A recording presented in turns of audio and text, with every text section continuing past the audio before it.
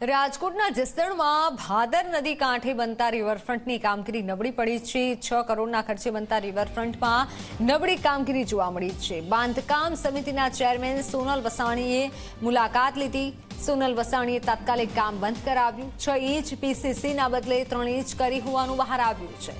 Tender મુજબ રેતી, કાંકરી અને સિમેન્ટનો ઉપયોગ થતો ન હોવાની પણ માહિતી બહાર આવી। આખું કામ ખોદી ફરીથી રિવરફ્રન્ટની કામગીરી કરવા સૂચના આપી દીધી છે।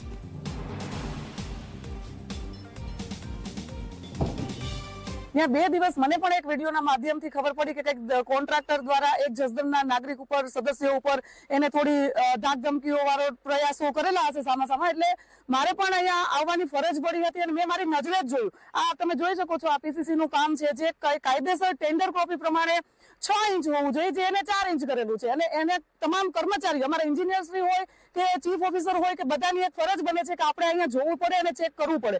જે હવે બધા અમે લોકો અહીંયા માથે સ્થાનિક નાગરિક પણ મેં એક રજૂઆત મીડિયાના માધ્યમથી પણ હું કહું છું કે અહીંયા આવતા જતા જસદણના સ્થાનિક લોકો પણ આ રિવરફ્રન્ટ ઉપર તમે લોકો વોચ રાખજો। અમારી પણ રહેશે, આપણે બધાની એક ફરજ બને છે કે અહીંયા કામ બરાબર કરવું જોઈએ।